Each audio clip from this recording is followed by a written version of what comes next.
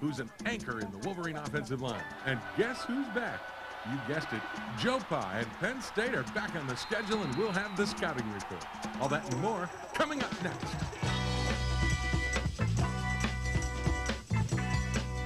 Back to Minneapolis, the Wolverines lost to the Gophers 23-20 in the final seconds. Coach Carr, a bitter, tough, devastating loss for this team in a game that really, you look at again, lost opportunities. Well, Jim, we didn't play very well, particularly on offense, and I think that really compounded everything. We left our defense again on the field too long, but certainly we had our opportunities. And the other thing about it is, and this has been one of those recurring problems, and I know you're working on it, but offense in the red zone sometimes, again, it came back to haunt you a little bit where you didn't get 6 and you could only get 3. Yeah, we settled too many times for 3 and, of course, missed a couple of field goals. But, yeah, we certainly are nowhere close to where we need to be in the red zone. Taking a look at the beginning of the game, you get the ball, and actually you moved the ball pretty well in your first possession. Well, that's we wanted to get out to a good start, get the crowd in the game, make it hard for Minnesota to communicate, and we put together a good drive. Here we get a break on a deflected pass. Jason Avon found a way to catch it on 3rd down, and here Mike Hart breaks out a great block by Doug Dutch, our young sophomore receiver, and Mike takes it inside the 20-yard line, but we stall and have to kick a field goal. And you had it 1st and goal at the 8, couldn't stick it in. That's that red zone problem, but you're up 3-0, and then you come out on defense and actually do a pretty nice job here against a very tough running game. Well, Maroney's a great back off of play action. They bootleg away, and Minnesota did a good job mixing the play-action pass on 1st down early in the game. Well, for the most part, Maroney, in the first half anyway, didn't hurt you. Well, we had a lot of flow to the ball here. I thought we did some very good things in there. And here on a 3rd down and short, we come up with a stop. The ball comes loose, but after a review, they said his momentum has been stopped, and Minnesota has to settle for a field goal. Well, actually, they go for it on 4th down, but you get a good defensive play by Grant Mason here. Yeah, Grant makes a good play there, knocks the ball loose, and we got the ball in pretty good field position. Yeah, but again, can't do much with it, and then back comes Minnesota. Here they go with the pass off a run action.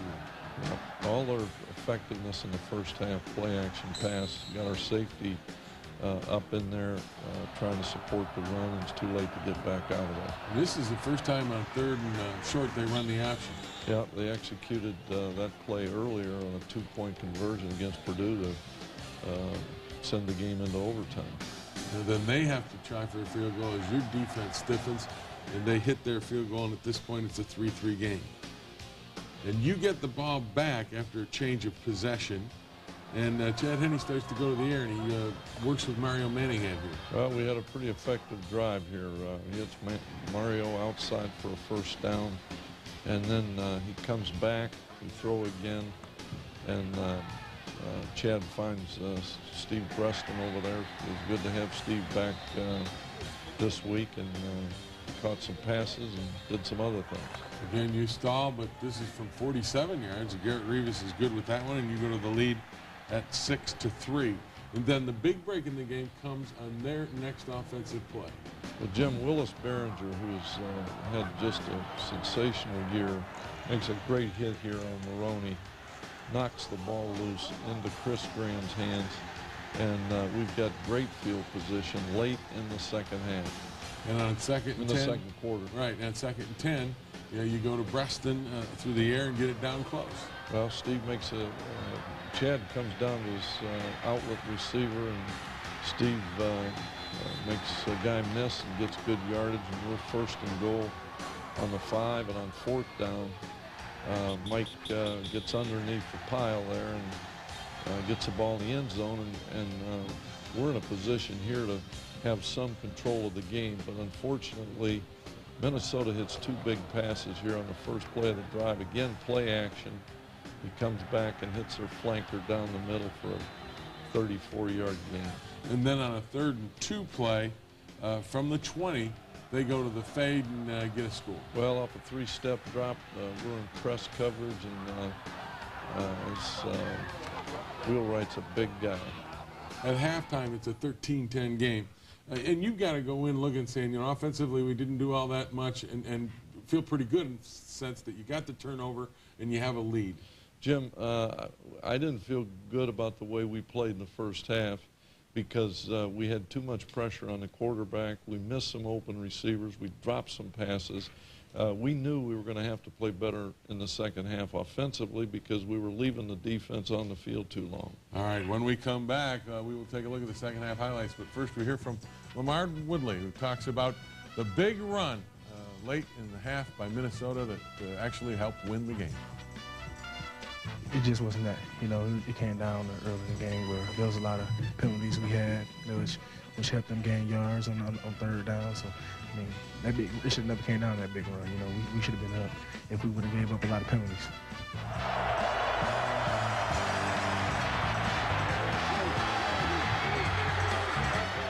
The week, obviously, whatever we're doing, just everybody as individuals, just gotta improve and if it ain't working, we have to change something.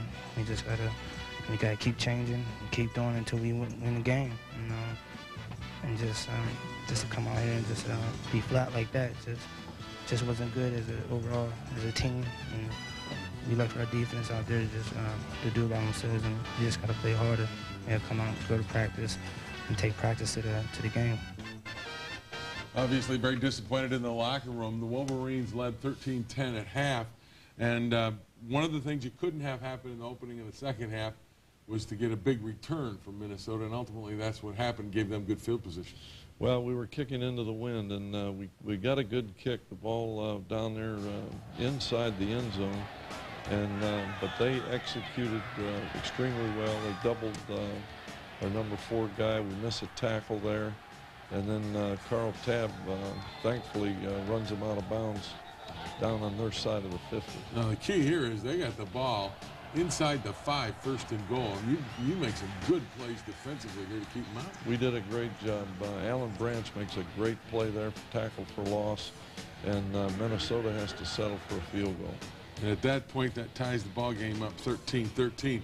And you couldn't have asked for a better play after they tied up than the one upcoming. No, we're struggling on offense, and we needed a big play from Steve Breston and our kickoff return team, and we got one, a great crease there. And then Steve makes a great individual move right here. He's cutting back and getting it to the end zone. We take the lead 20-13.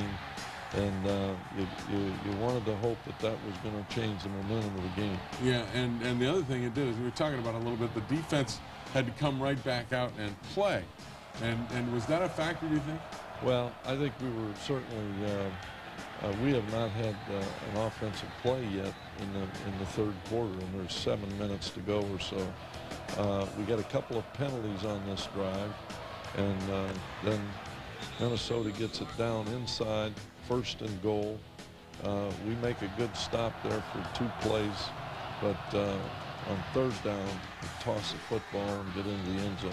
And at that point, that ties the ball game up at 20-20. But you get another big return from Breston and get yourself in good field position here. Well, I didn't think they'd kick to him again, but I was happy that he did. And our guys did a good job again, good blocking, a great crease here. And Steve trips and falls down there. He might get a few more yards. All right. Ned Breston comes back here. A big 3rd and 6 play. Big play. Good protection. Chad comes down to his underneath receiver. We get a first down. You get stalled. You have to go a field goal from 25, and this one Garrett just pulls. Well, he just mishit it, and Minnesota takes over. Pretty good field position for them. And we go to the 4th quarter, but your defense continues to play well, particularly against Maroney. Well, here David Harris has made a lot of plays out there today, tackles them for a loss, and our defense really stiffened here in the second half. And then Mike Hart really does a good job. This drive, I thought you were going to take it down and put the game away. Well, we moved the ball very well on the ground, and there's a good example of pretty well blocked play.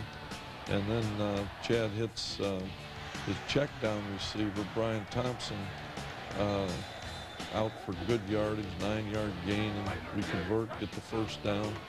And then we give the ball to Michael again, a well-blocked play, and we're moving the football, Jim, again in the red zone. But you stall, and from the 17, you had a field goal attempt. Well, then Garrett kicking from just inside the left hash, pulls it a little bit, and so we come out of there without any points. And then this is the 3rd and 10 play late in the game that really hurts you. This is really the only big play we gave up all day, and it just came at absolutely the worst time. We don't get the ball turned in, and this guy's a good back. Minnesota's down with a chance, and they knock it through. And at that point, there's just 1 second left, and it's 23-20, and that's the final in the game. And you know, when you look at this one again, I go back to what we talked about at the top of the show. In many ways, it's a game of lost opportunities. It's almost a season where the 3 games that you've lost, you look, there's so many opportunities there for that to change. Same thing in this game against Minnesota. Well, Jim, offensively, we missed some wide open receivers. We dropped 5 passes. We had 3 sacks, and we had some penalties. So we just made too many mistakes in this game, and yet Minnesota deserves the credit because defensively they played a great game. What's your take on, from one game, the Michigan State game, offensively, one of your best performances, coming into this game and not being able to get it done when, or actually just struggling a little bit? Was it as much Minnesota? Well, I think Minnesota obviously rebounded from a very, very difficult game last week against Penn State. They came ready to play, and I give them credit. We did not obviously play like we want to, and when you leave your defense on the field against a team with as much talent offensively as Minnesota has, then eventually something bad's going to happen. You leave your defense on the field and you leave points on the field. The other question about defense, injuries are starting to crop up, particularly at safety. Well, we lost Brandon Engelman and Willis Behringer, 2 guys that have just played outstanding football this fall. So, yeah, it's one of those things. We just got to keep going, but certainly we've been unlucky in that regard. All right, when we come back, we will meet one of Michigan's big guys up front, Leo Hennigy. Before we do, though, we'll hear from David Harris, talks about the Wolverines guessed wrong on that long run right before the end of the game. We was in a blitz to the field. They had a perfect play call. They ran back, made a heck of a play, broke a tackle. They made plays, we didn't. You know, never no sympathy for us. We're winning school, and it's team coming in next week. You know, pretty good team next week actually. Hope we can change the tide and play a little bit better.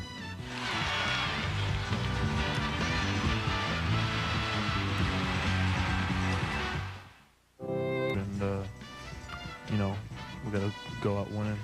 We got to come in every week and prepare and take every game one at a time and win them all. Well, like I said, it doesn't get any easier for the Wolverines. They entertain Joe Paterno and Penn State. And Penn State, one of those surprise teams in the Big Ten Conference that have really come on, and Joe Pa's got them back, doesn't he? Well, Jim, they've changed their offense. They've been an outstanding defense the last couple of years. They really lacked some speed on offense. They've got 3 freshman receivers that are exciting players, outstanding athletes. And Michael Robinson, they're using him in the spread offense, and he's been sensational. This spread offense is almost made for him because he's the kind of guy that can really hurt you with his feet. Well, they use him as a running back out of the shotgun, and so when they only have 1 back and you're spread out, they still have 2 backs in there. And Robinson's made a lot of big plays. He's got an excellent arm. He throws the ball down the field very well. And the 2 youngsters make big plays for them. Deion Butler is one of them. Well, Deion Butler's a redshirt freshman. You know, as well as he's played, it makes you wonder why he didn't play a year ago, because he's an exciting player that can make plays. And they got a big back, Tony Hunt, 6'2", 2 1/4. From Alexandria, Virginia, we tried to recruit Tony, and he's 224 pounds, runs with power. He's an excellent blocker as well when Robinson runs the ball. And here's that other freshman, Derek Williams. Well, he's considered by some people to be the #1 recruit in the nation a year ago, and he looks like it. He's an exciting player.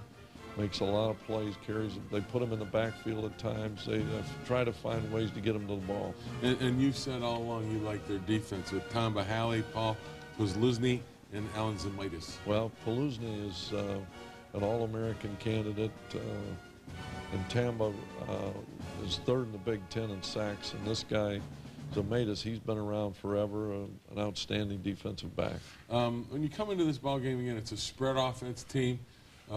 You're coming off of Minnesota, which is pretty much of a 2 tight end run attack kind of a team.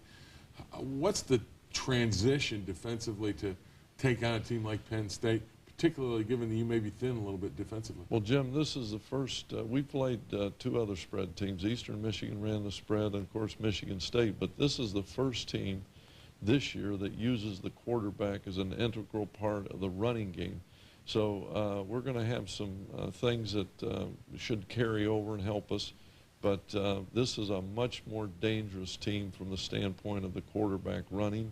And, you know, they spread you out. And if you get man coverage on those receivers, the quarterback breaks, there's nobody to tackle them. So they really stress the defense. As you prepare for this game, is it your offense that's going to get your attention to control the ball, maybe keep your defense off the field, like what didn't happen against the Minnesota? Well, absolutely. We have to get straightened around offensively, and we have to block better. We've got to protect better. We've got to catch the ball better. We've got to hit receivers better. There's a lot of things that we've got to do offensively. And these are all correctable things. This isn't like, you know, where you're barking up the wrong tree here. Well, I think we had guys that have been very, very reliable receivers drop the ball in that game. Chad has got to throw the ball better. You know, we've got a lot of things, but yeah, I think they're all correctable. That's the story. Hopefully they'll get corrected when the Wolverines take on the Nittany Lions of Penn State. That's coming up next week at Michigan Stadium, and we'll have all the story of that game right here next week, same time, same place on Michigan Replay. College football programs in all of college football. The Wolverines, always tough at home, will face Joe Paterno's highly explosive Penn State Nittany Lions.